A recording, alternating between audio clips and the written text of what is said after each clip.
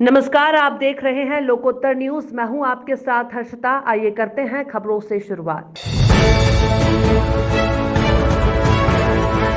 5,000 पेड़ काटकर विधानसभा विश्राम गृह बनाने का फैसला पलटने का निर्णय लेने पर गुरुवार को पर्यावरणविदों ने प्रोटेम स्पीकर रामेश्वर शर्मा को सम्मानित किया। इस अवसर पर पर्यावरण जन जागृति के लिए संघर्षरत सुभाष पांडे, स्वदेश वाघमारे, महेश अतुलकर, राजेंद्र सिंह राजपूत आदि उपस्थित रहे। प्रोटेम स्पीकर रामेश्वर शर्मा ने बताया कि इस विषय पर जब हमारी चर्चा मुख्यमंत्री जी से हुई तो उन्होंने कहा कि हम स्वयं वृक्ष लगाओ अभियान का आयोजन करते हैं। वृक्षों से ही जीवन की खुशहाली है, इसलिए पर्यावरण की रक्षा भी जरूरी है और इसी को देखते हुए हमने स्थान परिवर्तन का निर्णय लिया। भोपाल के पर्यावरण के लिए संघर्ष करने वाले, जन जागृति के लिए पेड़ लगाओ, जीवन बचाओ, हरियाली लाओ, खुशहाली पाओ, इस दृष्टिकोण को लेकर संघर्ष करने वाले आज हमारे पास डॉक्टर सुभाष पांडे जी, स्वदेश वाघमारे जी, उमाशंकर तिवारी जी, महेश अतुलकर जी, राजेंद्र सिंह राजपूत जी, मनोहर लाल जी टोक जी यहाँ पर आए हैं। ऐसा कोई मैंने बड़ा काम नहीं किया, लेकिन माननीय मुख्यमंत्री जी शिवराज सिंह चौहान जी से चर्चा हुई और चर्चा में मुख्यमंत्री जी ने भी कहा कि नहीं, हम खुद ही बड़े स्तर पर जब पेड़ लगाओ अभियान, वृक्षारोपण का आयोजन करते हैं तो जीवन की खुशहाली के लिए पेड़ की जरूरत है। और फिर हम लोगों ने निर्णय लिया कि जो 22 एकड़ भूमि पर जहां पर हम एमएलए रेस्ट हाउस बना रहे थे, उस स्थान को हमने परिवर्तित किया और लगभग वहां पर 4,000 के आसपास छोटे बड़े सब पेड़ कटते। ये तय किया, मुख्यमंत्री जी भी ने सहमति दी कि बिल्कुल हम वहां से उसको बदलिए। तो हमने जो 4,000 पेड़ हैं वो जो के तो रहेंगे, उसके अतिरिक्त 2200 नए पेड़ लगाने के आर्डर भी कर दिए और भी पेड़ लगाए जाएंगे। जहां जहां खाली जगह है उसको देखिए, पूरा हरा भरा जोन बनाइए, ये हमने उसकी तैयारी कर ली। साथ ही हमने उसमें ये तय किया कि ये 22 एकड़ भूमि की जगह जो वर्तमान में हमारे पुराने एमएलए रेस्ट हाउस हैं, जो लगभग 55-56 साल पुराने हैं और बहुत छोटे हैं, उस समय की परिस्थिति में बनाए थे, वो आज की तारीख में डिसमेंटल की पोजीशन में आते जा रहे हैं। तो उन्हीं स्थान पर 1.5 एकड़ भूमि पर हम नया विधायक विश्राम गृह बनाएंगे। अब कोई पेड़ नहीं कटेगा, बल्कि और नए पेड़ लगेंगे। मध्य प्रदेश में आगामी नगरीय निकाय चुनाव को लेकर चुनाव में गड़बड़ी की आशंका जाहिर करते हुए कांग्रेस प्रवक्ता जेपी धनोपिया ने राज्य निर्वाचन आयोग और सरकार पर प्रश्न खड़े किए। जेपी धनोपिया ने बताया कि कांग्रेस पार्टी ने नगरीय निकाय चुनाव बैलेट पेपर से कराने की मांग की थी। उन्होंने बताया कि ऐसा सुनने में आया है कि चुनाव ईवीएम से ही होंगे, पर उसमें वीवीपैट मशीन नहीं होगी। धनोपिया ने कहा कि हमने आयोग से समय मांगा है और हम मांग करेंगे कि यदि ईवीएम मशीन से चुनाव होते हैं तो वीवीपैट मशीन भी लगाई जाए ताकि चुनाव निष्पक्ष हो सके। मध्य प्रदेश कांग्रेस पार्टी की ओर से जनवरी में, जब भारतीय जनता पार्टी का अस्तित्व नहीं था कांग्रेस के सरकार में, यहाँ मध्य प्रदेश सरकार कांग्रेस की थी, उस समय हम लोगों ने खुद बड़ा दिल दिखाते हुए, क्योंकि जिन लोगों को ईवीएम से भ्रांतियाँ थी, हर जगह हर प्रदेश में ईवीएम में खराबी है, इस बात को जब चल रहा था, हमने मांग की थी राज्य निर्वाचन आयोग से कि नगरीय निकाय के चुनाव, स्थानीय स्तर के चुनाव होते हैं, इनको मत से कराया जाए। छत्तीसगढ़ में और कई राज्यों में हुए, उसका उदाहरण भी हमने दिया था। लेकिन दुर्भाग्यपूर्ण है कि हमें कांग्रेस पार्टी को कोई खबर नहीं की गई है, लेकिन अभी मालूम पड़ा है कि अधिसूचना जारी हो गई कि ईवीएम मशीन से ही मतदान होगा। स्वतः है कि हमारी जो मांग है वो खारिज हो गई होगी। और आश्चर्यजनक बात यह है कि ईवीएम से होगी, ये भारतीय जनता पार्टी के दबाव में हो रहा है। उसका एक उदाहरण ये है कि ईवीएम मशीन के साथ में वीवीपैट मशीन नहीं होगी।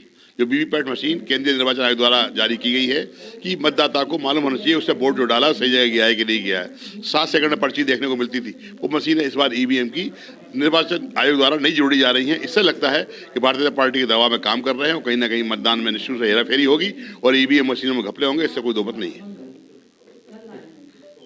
उपभोक्ता संरक्षण दिवस के अवसर पर गुरुवार को मध्य प्रदेश शासन के लिए जागो ग्राहक जागो टाइटल के नाम पर एक शॉर्ट फिल्म का प्रदर्शन किया गया।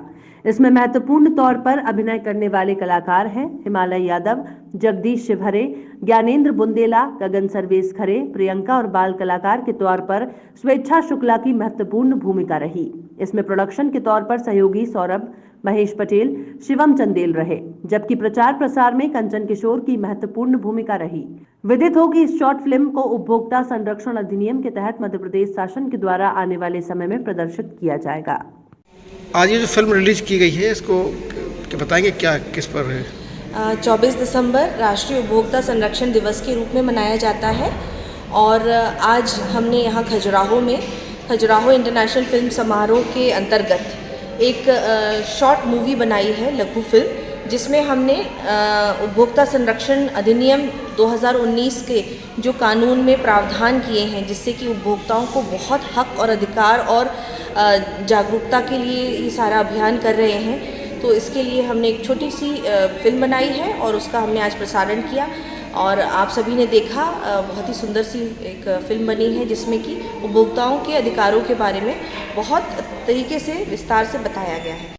खजुराहो अंतर्राष्ट्रीय फिल्म महोत्सव के समापन अवसर पर नर्मदा हेल्थ ग्रुप के मुखिया डॉक्टर राजेश शर्मा को सम्मानित किया गया। खजुराहो फेस्टिवल के आयोजक ने बताया कि डॉक्टर राजेश शर्मा ग्रामीण और कस्बाई क्षेत्रों में पिछले 30 वर्षों से अपनी सेवाएं दे रहे हैं। डॉक्टर राजेश शर्मा होशंगाबाद के शासकीय चिकित्सालय में सेवा देने के बाद अपने संस्थान नर्मदा अस्पताल होशंगाबाद की नींव रखी। कई वर्षों तक नर्मदांचल के लोगों की सेवा के साथ साथ 2006 में भोपाल में मध्य भारत के पहले trauma centre Narmada trauma centre की स्थापना की। वर्तमान में डॉक्टर शर्मा ग्रामीण और कस्बाई स्वास्थ्य को बेहतर बनाने का प्रयास कर रहे हैं। मध्य प्रदेश के सभी ऐसे जिले जहां मरीज को 100 से 150 किलोमीटर जाकर गंभीर बीमारियों का इलाज कराना पड़ता है, ऐसे सभी जिलों में चिकित्सा संस्थानों की स्थापना डॉक्टर शर्मा कर रहे हैं। स्वास्थ्य क्षेत्र में उनके बेहतरीन योगदान के लिए उन्हें खजुराहो इंटरनेशनल फिल्म फेस्टिवल में सम्मानित किया गया। इस सम्मान समारोह में मशहूर फिल्म अभिनेता मुश्ताक खान सहित कई जाने माने कलाकार मौजूद रहे। के लिए जोरदार तालियां दीजिए। बहुत बहुत शुक्रिया मुश्ताक सर।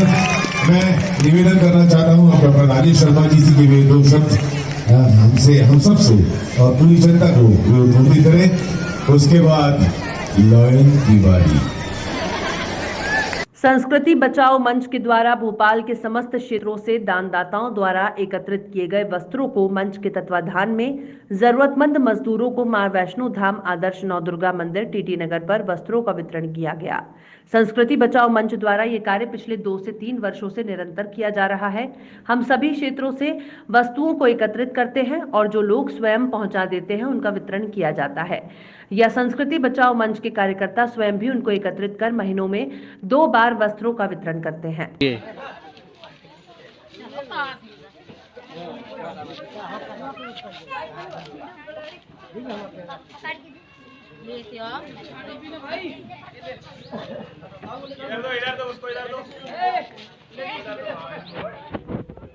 मंडला कलेक्टर ने आजीविका मिशन के समूहों की गतिविधियों का अवलोकन किया। मंडला के घुघरी ब्लॉक के ग्राम डोगर मंडला में आजीविका मिशन के समूहों के द्वारा संचालित गतिविधियों का अवलोकन करते हुए कलेक्टर हर्षिका सिंह ने फील्ड भ्रमण के दौरान मशरूम की गतिविधि करने वाले जय बड़ादेव समूह से पार्वती बैरागी से चर्चा करते हुए समूह और आजीविका गतिविधियों की जानकारी ली और मासिक आमदनी के बारे में पूछा। पार्वती दीदी ने बहुत ही सहजता के साथ कलेक्टर मैडम के साथ संवाद किया। इस अवसर पर मैडम ने पोषण वाटिका, सब्जी दुकान और होटल व्यवसाय की गतिविधियां देखी और समूहों को आगे बढ़ने के लिए प्रोत्साहित किया।